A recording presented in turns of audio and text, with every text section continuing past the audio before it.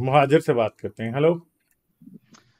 Hello. हाय हाँ everyone. जी, क्या हाल है? कैसे हाँ जी। कैसे हैं गालिब, ठीक है आप? मैं ठीक हूँ जी, आप कैसे हैं? बिल्कुल ठीक था, कुछ नहीं। वो क्यूरियोसिटी तो मेरे ख्याल से सभी को है आपको देखने की।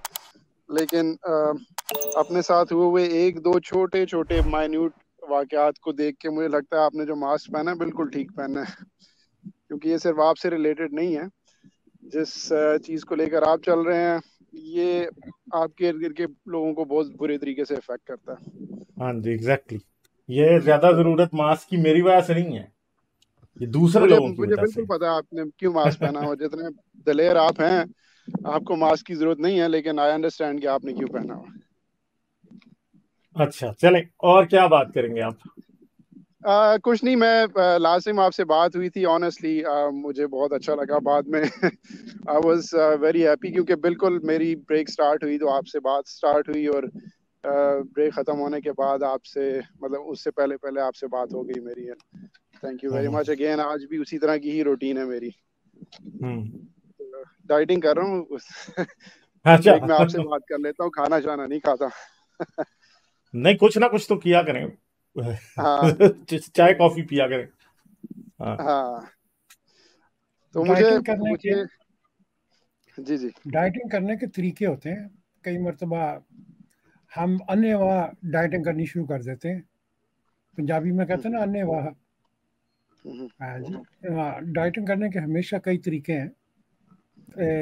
ज़्यादा से ज़्यादा रिसर्च कीजिए और अपनी बॉडी के हिसाब से डाइट कीजिए। जो ज़रूरी नहीं है सबसे कि जो बेहतर जी। हम्म सबसे बेहतर तरीका तो ये है कि आप जब डाइटिंग करते हैं तो डाइटिंग का तरीका ये नहीं है कि आप अपना फूड वॉल्यूम बहुत कम कर दें, छोटे पोर्शंस में खाएं। उसकी वजह से इंसुलिन स्पाइक नहीं होती। इंसुलिन स्पाइक नहीं जब होती तो आपका वेट नहीं बढ़ता। ठीक है, बल्कि और एक्सरसाइज करें। ये इंपॉर्टेंट चीज़ है बहुत ज़्यादा।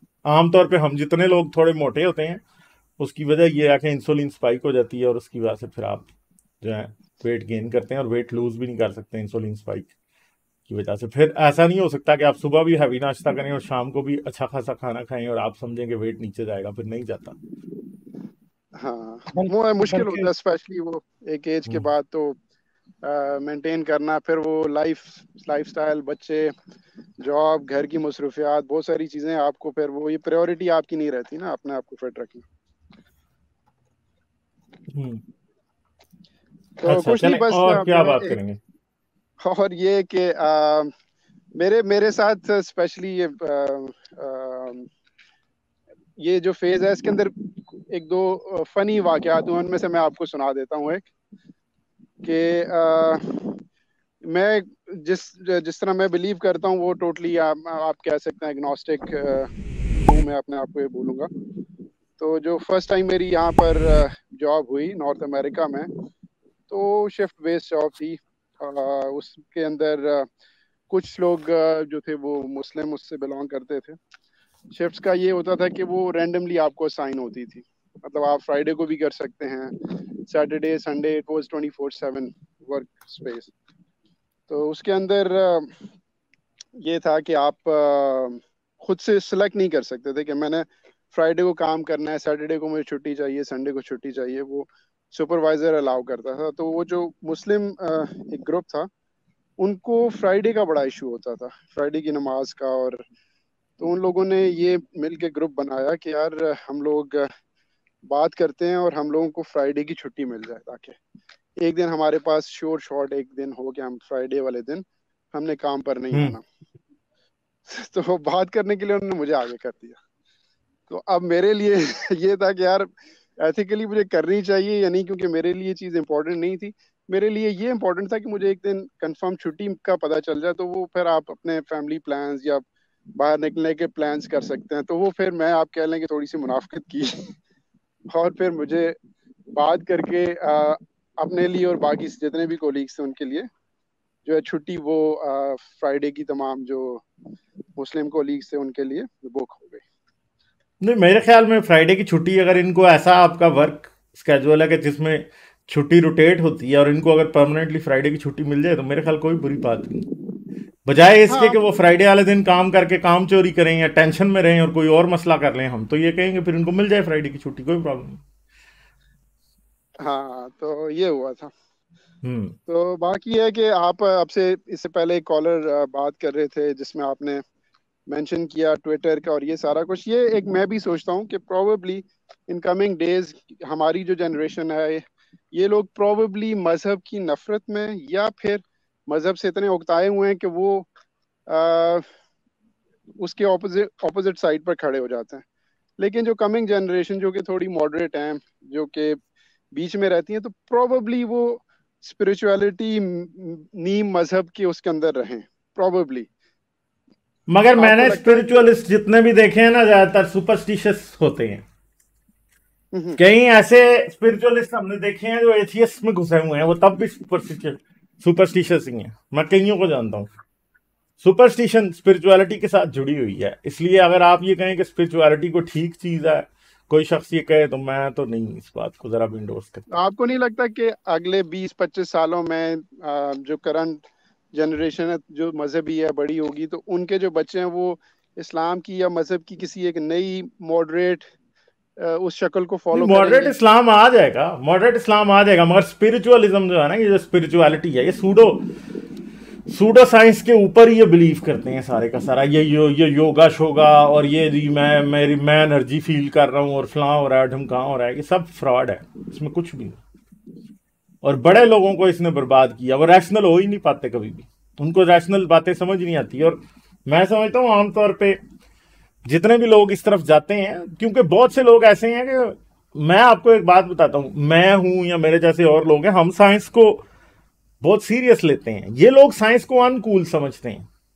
कोई शख्स अगर एग्जैक्टली, साइंस की बात करेगा ना, तो एग्जैक्टली। ये उसे बोरिंग आदमी समझते हैं। हालांकि और इस तरह के लोग बहुत ज्यादा प्रोन होते हैं, जो कि कभी भी एक रैशनल अंडरस्टैंडिंग चीजों की नहीं डेवलप कर सकते, क्योंकि वो ये समझते हैं वो जी ये तो नर्ड हैं जी, इनको ये तो हर वक्त साइंस के पीछे पड़े रहते हैं। और मैंने ऐसे लोग देखे हैं, फिर वो बेचारे बेवकूफ ही रहते हैं, उनको कभी समझ नहीं आती।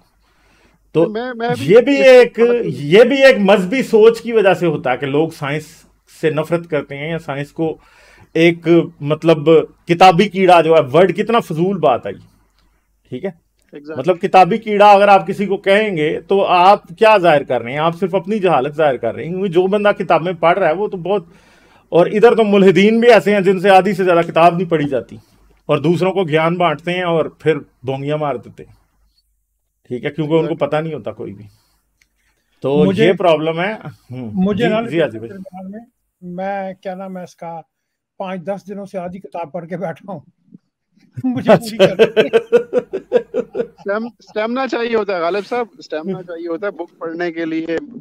आपको पीस ऑफ माइंड फिर पेस होती है। मेरी अपनी पेस टेक्स्ट पढ़ने की इतनी नहीं है, मतलब मैं कंप्लीट कर लेता हूँ लेकिन टाइम ज्यादा लेता हूँ।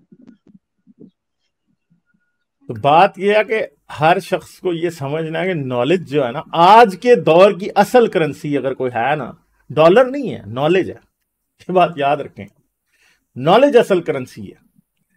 और नॉलेज लोगों के पास होता भैया, उन्हें इस्तेमाल नहीं करना आता। मैं भी ये नहीं कह सकता कि नॉलेज मुझे इस्तेमाल, लोग नॉलेज से पैसे भी कमाते हैं ना, मुझे मुझे तो नहीं आता इतना को खास, ठीक है।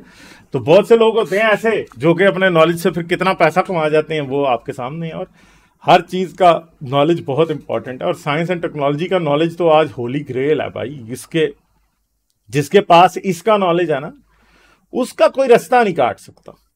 हाँ, अब हमारे जैसे पाकिस्तान जैसे कंट्रीज में ये बात है कि वहां पे साइंस एंड टेक्नोलॉजी के नॉलेज की कोई वैल्यू नहीं है, क्योंकि वहां पे तो जाहिर बात है कि बदमाशी चलती है। मगर अगर आप अमेरिका में चले जाएं, आप कनाडा में चले जाएं, आप यूरोप जाएं, जापान, साउथ कोरिया, ठीक है, दुनिया के जितने फर्स्ट वर्ल्ड कंट्रीज हैं, उसमें जिस बंदे के पास साइंस एंड टेक्नोलॉजी का नॉलेज है, वो बंदा ही स्काई इज द लिमिट, वो कुछ भी कर सकता है, गालिब साहब ठीक है। इधर एक एक चीज मैं आपको ना ऐड करता हूँ, प्रॉब्ली थोड़ी सी कॉन्ट्रडिक्ट करे जो आपने अभी स्टेटमेंट बोली है। एक पिछले दिनों मैं जरा स्टैट्स और ये एनालिसिस, मेरा जरा शौक भी है इन चीजों को देखने का। तो इमिग्रेंट्स के ऊपर स्पेशली पाकिस्तान और इंडिया के जो लोग हैं, उनकी फर्स्ट जनरेशन या जो इमिग्रेंट्स आते हैं, उनके जब स्टैट्स पढ़े तो science and technology jobs wise they are really on top of the list. सबसे ज्यादा टॉप पर यहाँ पे इंडिया, पाकिस्तान और फिलीपींस के इमिग्रेंट्स हैं। उनके बच्चे साइंस एंड टेक्नोलॉजी में काफी आगे हैं। और इंटरेस्टिंगली जो गोरे जिनसे मतलब आप कह लें कि हम काफी एग्जांपल्स भी देते हैं बैक होम, वो मुझे ज्यादा तो नहीं लेकिन कुछ कुछ मुझे काफी डम और सिमिलर लगे हैं एज जनरल पब्लिक, उनका एटीट्यूड, उनका मैनरिज्म जो हम अपने मुल्क में देखते हैं। लेकिन समहाउ जो इमिग्रेंट्स यहाँ पर आते हैं पाकिस्तान इंडिया से, वो बहुत मेहनत करते हैं, बहुत आगे जाते हैं, डॉक्टर्स, इंजीनियर्स, अच्छी फील्ड्स में हैं, ड्राइवर्स वगैरह भी हैं। मगर पाकिस्तान की क्रीम ही तो आती है ना वहां पे। हाँ, दैट इज करेक्ट। तो फिर आप मुझे बताएं कि जो पाकिस्तान में डॉक्टर है, आप क्या समझते हैं कि वो इंटेलिजेंट नहीं होगा? वो वहां पे जाता है तो वहां अब आप उनको, उनके एवरेज लोगों से उनको कंपेयर तो ना करें। फिर जाते हैं वहां पे, पढ़ते हैं, फिर वहां पे आगे और निकल जाते हैं। इसमें क्या है? आप ये नहीं कह सकते कि जी वो बेवकूफ हैं और हम नहीं। उनके इंटेलिजेंट लोग फिर कितने आगे हैं वो आपको पता ही है। ठीक है, बिल्कुल ऐसे ही। तो हमें जो एक इमिग्रेंट होने के बाद भी, हमारे लोग जब उधर जाते हैं इमिग्रेंट होने के बाद भी, वहां पे जाहिर बात, उधर अमेरिका का तो एक सिंपल बात है कि उधर कोई इंडस्ट्री ऐसी नहीं है जिसमें सैचुरेशन हुई हो। आप मेडिकल की फील्ड में जाएंगे, आप डॉक्टर हैं, आप अमेरिका पहुंचे, उधर डॉक्टर्स की जरूरत है। वो आपको, आप उनके एग्जाम पास करें, आप घुस जाएं। आप इंजीनियर हैं, आप पास करें, आप घुस जाएं। आप जो मर्जी फील्ड से आप ताल्लुक रखते हैं, आप पास करें, आप घुस जाएं। ठीक है, आप उधर क्योंकि हमेशा ही एक इंडस्ट्री में जरूरत लोगों की रहती है, तो इसलिए आप जब जाते हैं तो आप उधर खप जाते हैं। ठीक है, तो एक सिंपल सी बात है कि फिर आप, हाँ, लॉट मोर अपॉर्चुनिटीज हैं यहाँ पे। हाँ, जब आप पाकिस्तान वगैरह या इंडिया वगैरह में अगर आप लाइक भी हैं या आप मतलब इंटेलिजेंट भी हैं, तो आपको अपनी इंटेलिजेंट के लिए बकायदा लड़ना पड़ता है, आगे दिखाने के लिए आपको बहुत स्ट्रगल करनी पड़ती है, आपको ये करना पड़ता है। यहाँ पे अगर आप इंटेलिजेंट है तो हर चीज जो है सिस्टम खुद आपके लिए रास्ता बनाता चला जाता है। राइट। क्योंकि उन्होंने जो सिस्टम किया डेवलप, वो ऐसा है कि वो हार्ड वर्किंग आदमी के लिए, कॉम्पिटेंट आदमी के लिए, इंटेलिजेंट आदमी को फेवर करता है। हमने ऐसा सिस्टम बनाया है कि यहाँ पे आप जितने मर्जी इंटेलिजेंट हो, आपकी सिफारिश नहीं है, आपका पावर नहीं है, आपको तो नौकरी पाकिस्तान में मिलेगी। मैं खुद ये बात तो मैं कितनी बार मैं खुद इस बात को देख चुका हूं भाई। आपको जॉब सिफारिश के बगैर पाकिस्तान में मिल नहीं सकती। कोई आपका हाथ पकड़ेगा तो आपको जॉब मिलेगी, चाहे प्राइवेट कंपनी क्यों ना हो, चाहे प्राइवेट एंटरप्राइज को क्यों ना हो। ऐसा ही है, बिल्कुल। लोगों ने फैमिलियां कब्जे किए हुए हैं कंपनीज के ऊपर, सोचें आप। ठीक है, एक कंपनी में घुस जाता है कोई तो पूरी फैमिली, पूरा पिंड उस कंपनी में काम कर रहा होता है। उधर चौकीदार से लेके कंट्री मैनेजर तक उसी पिंड के लोग काम कर रहे होंगे। ठीक है, ये होता है। चले sir, thank you very much. चलें, ठीक है, ओके, दोबारा बात करके। ओके, थैंक यू, फिर करेंगे बात। Okay, bye bye. Like, share और सब्सक्राइब करना मत भूलें। इसके साथ साथ आप मेरे चैनल को पेट्रियन पर सपोर्ट कर सकते हैं। पेट्रियन का लिंक वीडियो की डिस्क्रिप्शन में है।